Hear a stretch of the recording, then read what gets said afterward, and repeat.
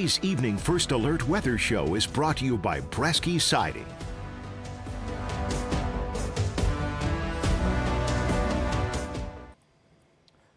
And good Monday evening, Mid-Michigan. Chief Meteorologist Chris Easlick with your Monday night weather chats. And tonight we are going to talk about a wintry mix that could impact at least parts of Mid-Michigan as we head into tomorrow morning. We are not expecting it to be everywhere, but there are some areas that are under a winter weather advisory, and even the First Alert Sky Tracker for the moment is showing that we do have a couple of areas of wintry mix that are starting to at least show up on radar.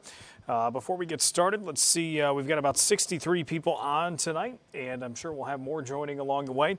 Good to see Sherry, Wendy, and Crystal. Mark, good evening to you. And Mark is asking, is it spring yet? Not quite, but we are inching our way closer. And while we're on the subject of that, I've mentioned it on the live stream before, but if you haven't noticed, our average high is now going up. And so it's not where, of course, many would want it to be, but that average high going up signifies that we are past what is typically the worst part of the winter, climatologically speaking, as far as our coldest temperatures. And now we are on the upswing, and it's hard to believe we're almost through that first third of February. And I guess tomorrow you could count that being through the first third, since we only have about 28 days. So we are getting closer to that, and it'll be March before you know it. Here is the winter weather advisory, though, for tonight. We do have areas like Roscommon, Ogemaw, and Iosco County, as well as Alcona County, under that winter weather advisory that is now in effect. It's been in effect for about an hour, and that will continue until 10 o'clock tomorrow morning. And this is primarily for a wintry mix. The main concern is some light icing. However, some snow and sleet could also be involved. I do think there's a possibility there could be a little bit of both. And if the snow takes over, we could see around an inch of snow, which isn't a ton, or we could see that light glaze of ice, which to me is the worst of the two. I would rather have the inch of snow rather than any ice at all. And in some of these areas, and a lot more areas last Thursday night and into Friday, we had some freezing drizzle to worry about, and led to several school closings into Friday morning. And it's just one of those pesky things that always seems to just be just enough to cause some problems out on the roads. And so we'll be watching closely for tonight. But I want to go back to the radar because I want to show you what's interesting for tonight is this has widespread precipitation showing up on radar for now. But if we take a look at the actual map where we've got some of the observation sites around the area, and I'll pull some of these up so you can actually see it. I'll pull up our browser computer over here, is if you look at some of the areas a little bit closer to home where some of that precipitation is overhead, areas like MBS Airport, Midland Airport, and also over in Mount Pleasant, you're not seeing any confirmation that there's precipitation actually reaching the ground. If you did, there would usually be a red indicator here. It would be like a red symbol. We're not really seeing that. We're not seeing that near Oscoda either. We haven't seen it in West Branch. We haven't seen it in Houghton Lake, and I certainly haven't seen it in the Thumb. And so what this is telling me tonight is the fact that we have all of this precipitation up at the cloud level, some of it a mixture of rain and snowflakes. That's the purple that you're seeing. And then we also have the possibility of, again, that icing potential later on tonight. But that area that you're seeing on the radar that looks like just one big winter mess, none of this is actually reaching the surface. And that's true in West Michigan as well, according to that radar map that has all of the airport observations. Now, could there be maybe a flurry reaching the ground somewhere? I don't think that's impossible. But as far as anything that's meaningful that is hitting the ground, that really just doesn't seem to be the case up to this point. So as we go through the night, kind of here's how things will play out. As I expect us to remain dry here in the near term, outside of anything super isolated. But if we fast forward to about the midnight hour or just after, you can see these areas of pink that start to show up. You've got some snow mixed in there too, not necessarily over the TV5 viewing area, but it shows you a variety of different things could be possible tonight. And so if you take a look at that, notice that it's not everywhere. There's gaps in some of these areas of pink, so there's likely a scattered component to this.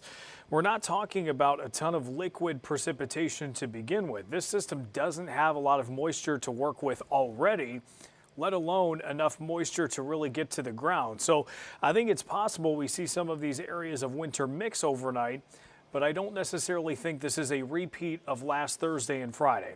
Now, anytime there is ice in the forecast, I always want you to be careful because we know it doesn't really take much ice to really make things slippery.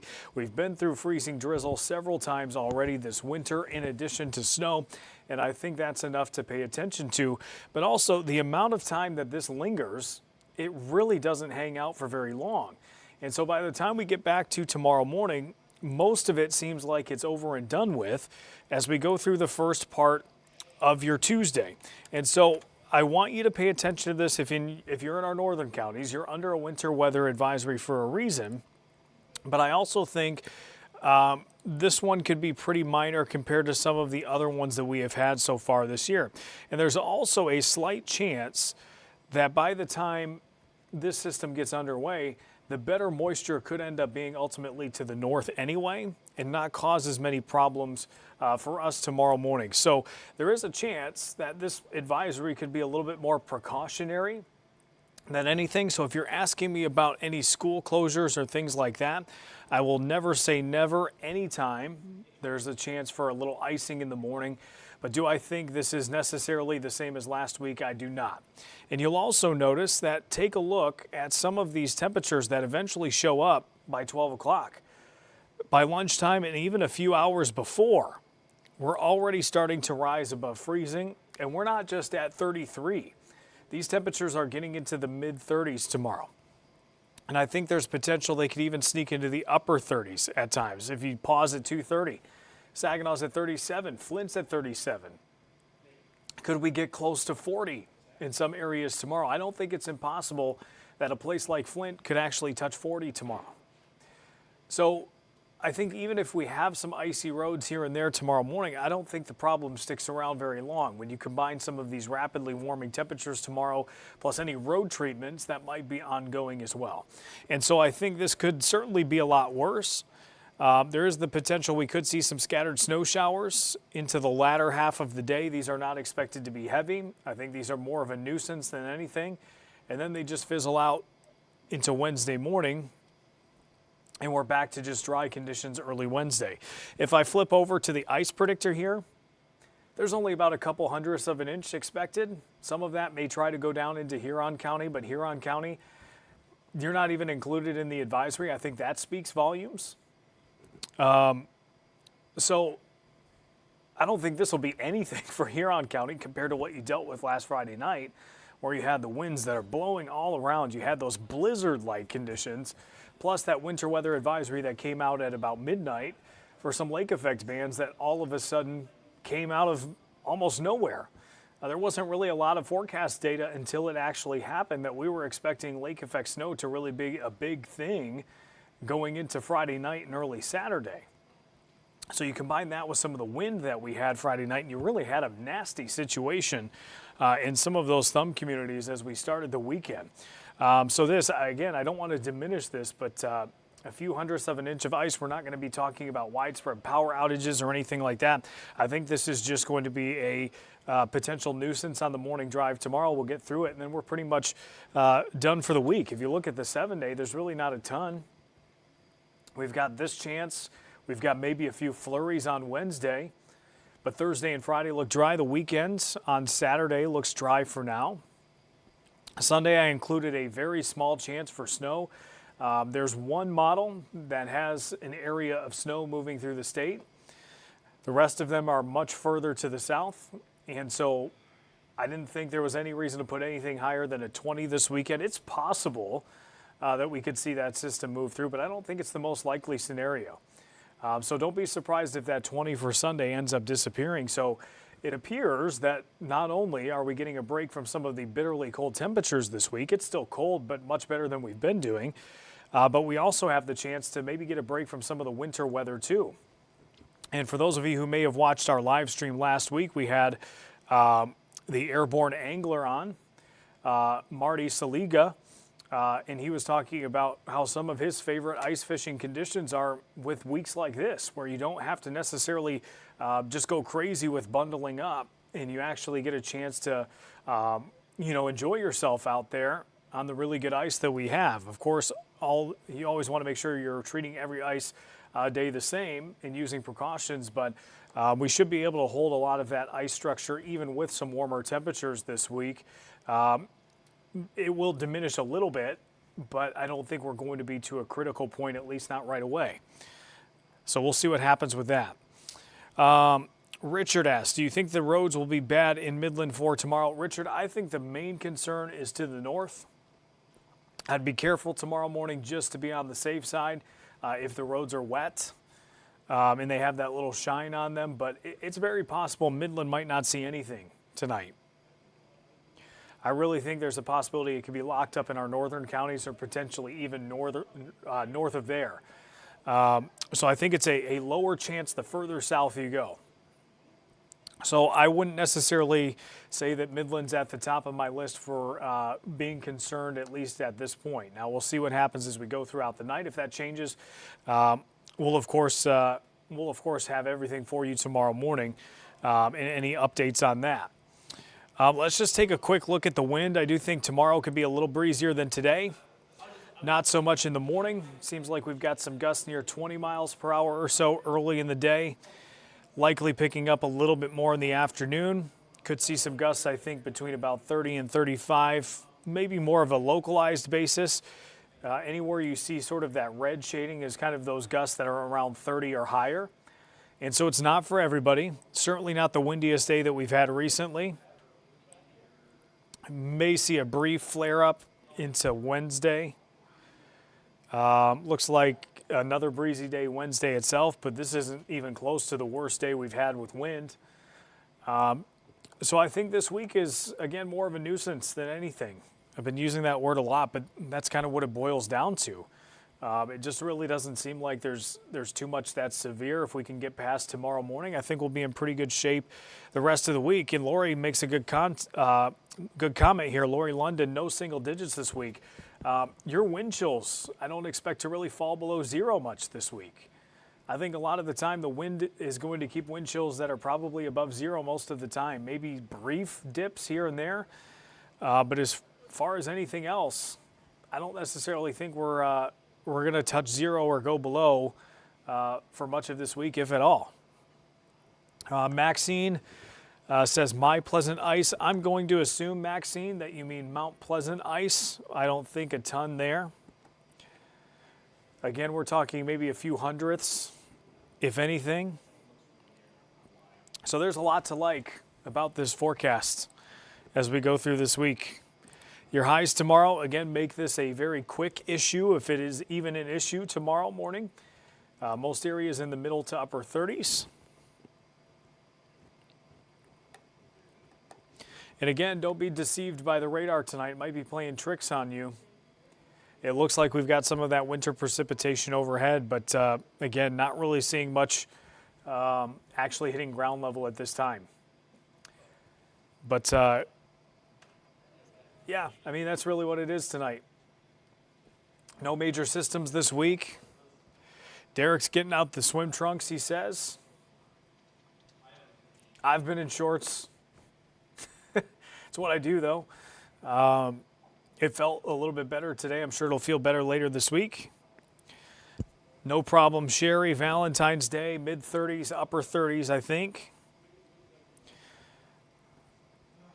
So, yeah, a lot to like this week. If anyone has any quick questions, feel free. Give it another 30 seconds to a minute or so. And then that'll be it for the stream tonight. And Christy, good report. Hoping not a lot of ice in Gladwin. Radar is lit up, but nothing hitting the ground. Appreciate that report, especially in the Gladwin area. We don't have a lot of observations there. Mike, no problem. Christy always gives me some good reports. And Christy, I'm not concerned about Gladwin County. Would I say never? No. But I think it's noteworthy that you are not in the advisory. So I don't think you're in the most dangerous area. I would be careful if you're traveling tomorrow morning just to be safe.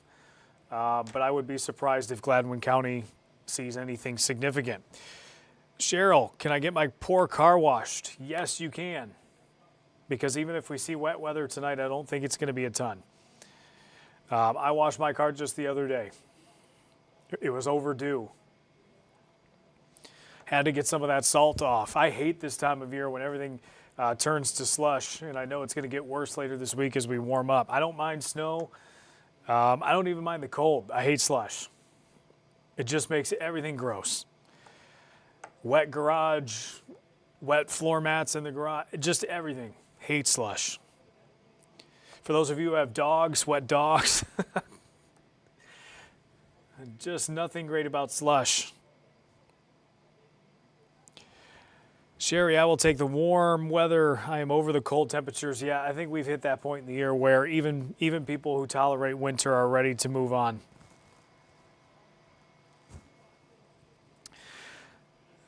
And again, Mike, I think I responded to you, but if I didn't, no problem at all. And it looks like, Mike, you're a veteran by your picture. Thank you for your service.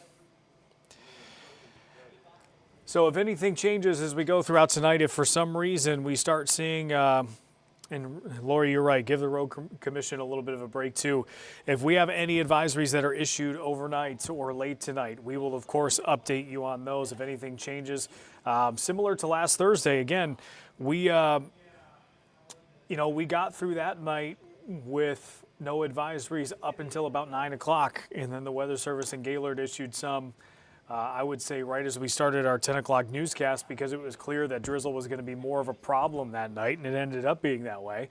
So if anything changes, we'll of course let you all know. But in the meantime, I would be aware tomorrow morning if you're traveling, but I don't think this is an event to get worked up about, if that makes sense.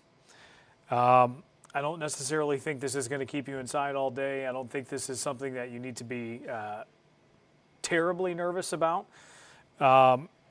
Just one of those things that just kind of have it on your radar, no pun intended. Chris Morse, spring break can't come soon enough. I hear you, Chris. I hear you. I definitely want spring at this point. As crazy as it sounds, I want to cut the grass again. I don't know why I enjoy it, but I do. And just being outside, I can throw headphones on and just enjoy being out in the fresh air. Baseball season coming up. Pitchers and catchers report this month for those of you who are baseball fans. So, yeah. All right, everybody. Have a great night. Thank you for joining. As always, we appreciate it. And, of course, if anything more active pops up, we will have you covered. Until then, we will see you tomorrow.